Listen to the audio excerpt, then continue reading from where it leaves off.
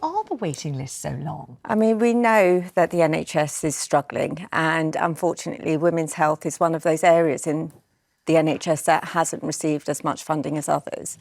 And it's a really sad state of affairs. And as well as that, we don't get the right training as doctors in women's health. What do you feel you're not trained in, for example? So I know when I went to medical school, I didn't get training on many women's health conditions. Menopause was a lecture, if that, and it was just about the hormones rather than the actual symptoms and signs a woman experiences. You don't get any training on what happens to a woman's body through ageing, through childbirth. And I mean, traditionally, women's problems have been diminished and dismissed. So, I mean, certainly things like the endometriosis, lots of patients have had real trouble just getting the diagnosis. Absolutely. They've been told, run along, use a hot water bottle and take a couple of paracetamol. And it takes on average 8 years to get diagnosed with endometriosis. It's absolutely dire. That's so sad. And, yes. And then women in such pain. I mean, it's so acute, the level of pain, isn't it? And you get told, oh, it's just a period, get on with it. Like with most things with women's health, you're just told, yeah, it's part of life. You're a woman, you just have to deal with it and get on with it. And your symptoms are diminished, you're not taken seriously. There was a study out recently that showed over 50% of women felt dismissed by their doctors when talking about their health symptoms. Over a third of women were made to feel like they were crazy when they were seeking help as well. So it's appalling. So it's a two-tier health system, we think, where women really get the raw end of the deal. So this is why it's a really good idea to phone up this morning and just speak to Dr. Shirin about whatever it is that's worrying you or plaguing you. Let's go straight to Marie, who's on the line in London. Marie, this is a milk supply after giving birth situation. What's happening, my love? Yeah, so I gave birth 11 weeks ago and was, really determined to breastfeed. But one of the things I didn't realise could happen is that my milk supply just didn't seem to come in, and I don't know really why. I think originally it might be that, I was induced at 37 weeks. I had an emergency C-section and I got an infection. So possibly it could be that. But after that, I tried lactation consultants. I tried breastfeeding hotlines.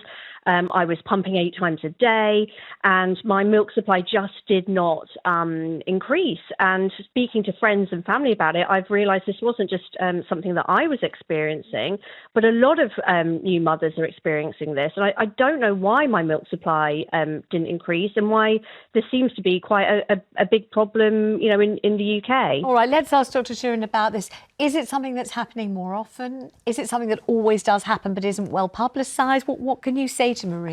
It's difficult to know exactly what the incidence of this is, because obviously once you've had a baby, you're encouraged to breastfeed, and many, many mothers struggle with breastfeeding.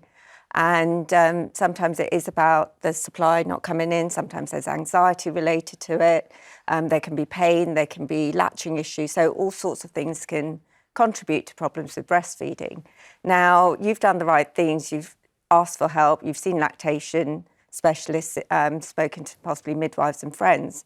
And sometimes it's just one of those things that women don't get on with, and we need to accept that. I mean, I've done lots of shows with Claire Byam-Cook, who's one world-renowned breastfeeding consultant. Helped Kate Winslet and Keira Knight. I think lots of people like that. And she says, some people can sing in tune and some can't. Yeah. Some can jump up high and run fast and some can't. And some women just can't breastfeed. The milk supply just isn't there, and that's just not your fault. You can't blame yourself. Absolutely. Have you felt very upset by this, Marie? Has it made you feel, as if you've somehow failed in some way? Oh, absolutely. I mean, I don't think I've cried about any issue in my life as much as I've cried about this. I felt as a complete failure as a mother, particularly in those early days when you've got the hormones anyway and baby blues. And of course, in the first couple of weeks in particular, pretty much all you're doing is feeding your child. And that was something I couldn't do. So I felt I'd sort of failed my child at the first hurdle. You're told breast is best. And I'm now exclusively formula feeding, which wasn't my choice. And I think for me, I just never knew this could happen. Can I just say that, all my children were bottle fed, and that was actually my choice at the time because I was working and I wanted to go back to work and I wanted my then partner to pull his weight, and that was easier when you're bottle feeding because you can say, right, you're doing the night feed, darling, I'm going to sit. And yes, breast is best, but they're fine. You know what I mean? They are fine. You do what you need to do as a mother, don't you? I think the most important thing is that the mother is supported and the baby's fed. And whether you're formula feeding, breastfeeding, mixed feeding, you need to do what's right for you and what's right for your baby.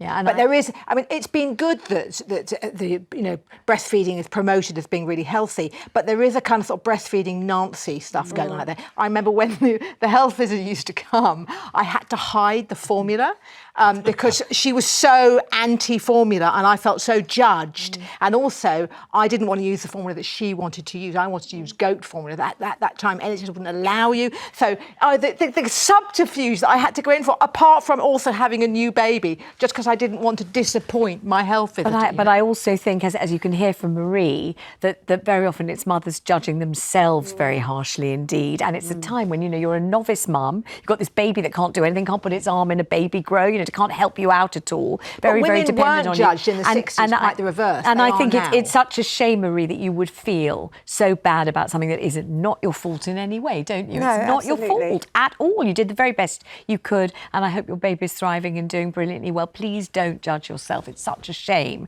to start your baby's life feeling as if you've done something wrong when it wasn't your fault at all. Let's move on to Sarah in Cheshire. Sarah, you've had thrush. This was after surgery that it started, but my goodness, you've had it for 2 years. You poor thing.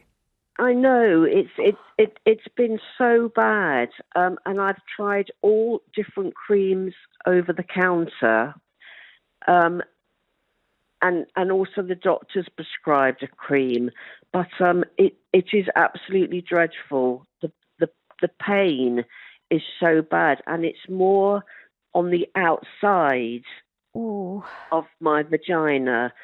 Sorry to use that word. You can use the word vagina. That's perfectly all right. That's the one we were taught at school. If you want to use it, use it. But the point is, yours is giving you the most terrible irritation, jip, burning sensations, everything horrible. Oh, my God, she shouldn't be suffering like this for 2 years, Dr. Shirin. No, surely. absolutely not. This is not good. This is something that concerns me when I hear about long-standing thrush. Sarah, can I just ask you, has your thrush actually been diagnosed with a swab? No.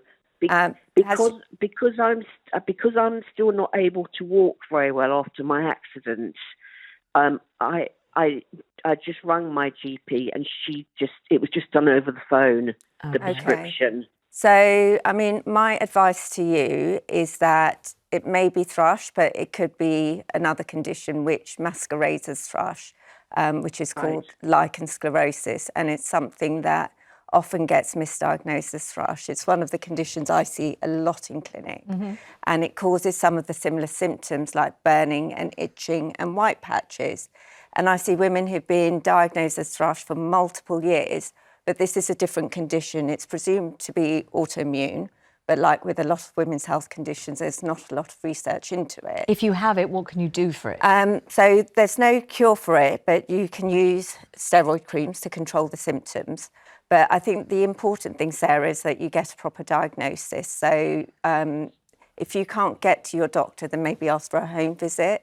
But I think you do need an examination to see what's going on. So question, if Sarah gets to the doctor and it's examined and it's diagnosed as the condition that Lichen sclerosis. Lichen sclerosis, will the creams, the steroid creams that she could apply topically, will they stop the itching, the burning and all the suffering that she's going through? Because I'm hoping the answer is yes. They will help with the symptoms, but lichen sclerosis is a condition that can't be cured. It's a remitting and relapsing condition, so it gets better for a little while and then it comes back and flares up. And it needs to be treated properly. You need to control the flare-ups because it can progress to destroy your genital tissue. Oh, my goodness me. And in some cases, it can progress to cancer. So it is an important... All right, so Sarah, you do need to make an appointment immediately to see your GP and talk about what Dr. Shirin said on the show and see if you can get yourself a proper diagnosis. I'm so sorry for what you're going through. It sounds dreadful. Let's go to Brenda, who's in Greater Manchester. And she's got restless legs, and apparently it's a female-ish thing. I mean, it's not just women, but lots of women. Lots of women get it, and it tends to Leslie's not around into menopause this. time. Do you get this? Yeah, I do. I get jumpy legs at night. Yeah. What happens? Just Describe suddenly it. just jump. Seriously? Yeah. It's really annoying. Or it goes like that, like someone's done an electric. Really? Yeah, you just like So if you're asleep, does it wake you up? Yeah. Oh, my gosh. Why do women get it more than men then? I don't know that. Let's ask my area of Brenda. expertise. Brenda, how bad is it for you, my love? How bad? Well, I don't just get restless legs that jump about. They feel like they're on fire from the inside. But if you touch them, on the outside, they're not on fire. And I'm 85 now, and I'm getting no sleep with it. I've had it for years. I was on Mirtazepam, and they said that was causing it. I've come off that very, very slowly, and it's no different. And I'm not getting any sleep. I'm so sorry. You must feel exhausted and so worried and so wretched. Let's see if Dr. Shirin can at least help in some way. I'm so sorry, Brenda. I mean, restless legs can be caused by a vast variety of different conditions, so it's important to know what's going on with you, Brenda. I mean, some women just get restless legs. Some people get restless legs. It's men and women. And there are medications you can take to help control it. So I think the first step is to have some investigations done, make sure there's nothing untoward going on, no nutrient deficiencies, etc., no hormonal shifts, whatever. And then if you can't find a cause, there are medications you can take to control the symptoms. You know, people who do those baths in magnesium salts, is that effective? It can help. So it might be worth trying? Yes, absolutely. But what is going on in her legs when she says it feels cool and normal on the outside, but on the inside, as if they're on fire? What's actually happening to make her feel like that? There might be some neuropathic pain So that going means on. nerves, Yes. It could be vitamin deficiencies. There's so many different things that can cause it. So And you get people presenting with this problem a lot. Yeah, and one of the things we used to get told is tonic water can help with it as well. Drink tonic water. Is it the quinine? Yeah, it's a quinine in tonic water. Does it have to be real, you know, or is it, what do I mean, real tonic water, not kind of sort of slimline blind? Probably not slimline. Brenda, has anyone suggested you drink tonic water before? Well, they did, yes, but I'd either read something that you're not supposed to drink too much of it. Well, don't drink too much of it, but maybe drink some of it, see whether that might help you just a little bit. But you probably do need to go and get an appointment to see the GP and get yourself checked out, the hormones right and everything else, the nutrition. And I'm so sorry that you're so exhausted. It really is a shame. And thank you very much for phoning. Lots of love. Amy has been in touch on WhatsApp. She says, I've recently found I'm starting to leak when I sneeze or cough. We do hear this a lot, don't we? Do you have any advice? So, I mean, obviously that's come through WhatsApp, so I can't ask more information. No. But generally, leaking during exercise is common in women. It's something known as stress urinary incontinence. And it's one of those conditions that women are taught, oh, it's just part of getting older, it's part of having a baby, it's something you have to put up with.